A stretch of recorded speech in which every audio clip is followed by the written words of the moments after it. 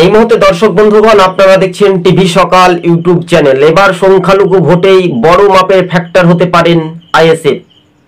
যেহেতু তৃণমূলের vote bank রাতের অন্ধকারের মতো একেবারে মুড়ি মুড়কির মতো আইএসএফ এর দিকে চলে আসতে পারে, এমনটাই সম্ভাবনা খবরের ইঙ্গিত পাচ্ছি।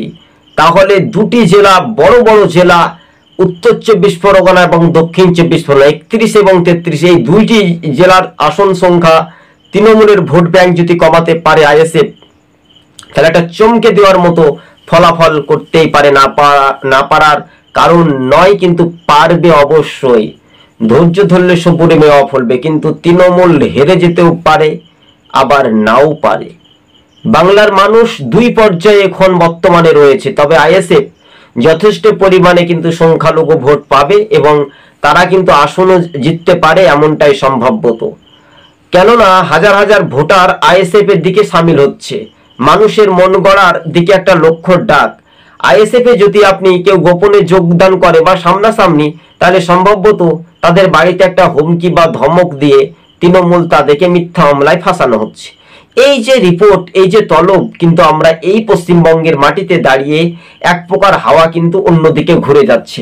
তাই দিকে দিকে কিন্তু নওশাদ সিদ্দিকীর দল বা আব্বাস সিদ্দিকীর দল, তারা কিন্তু রাজনৈতিক পরিপ্রেক্ষিতে কতটা স্পষ্ট করে দেবে রাজ্যের শাসক দলের রাতের ঘুম কিন্তু ভেঙে যেতে পারে।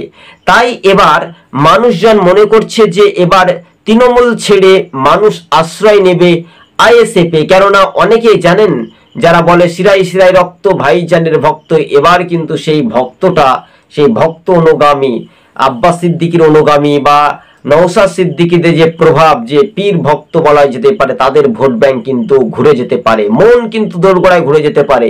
তৃণমূলের কিছু উতুর পাতুর ঘটনাগুলো যেগুলো ব্যাখ্যা করা হচ্ছে আপনারা জানেন, এবং সেখান থেকেই ভাঙড়, ক্যানিং, পূর্ব পশ্চিম, বসিরহাট, উত্তর দক্ষিণ, সন্দেশখালী, বিভিন্ন এলাকাতে বিভিন্ন দুই জেলা থেকে কিন্তু তৃণমূলের ভোট ব্যাংক কিন্তু কেটে আইএসএফ এর দিকে এলে মাঝখানে কিন্তু লাভ কে হবে, এই নিয়ে অঙ্কে কষাকষি। কিন্তু শাসক বনাম বিরোধী, তারা কিন্তু যথেষ্ট পরিমাণে এবার তীরশঙ্কু করতে পারে বঙ্গের রাজনীতিতে।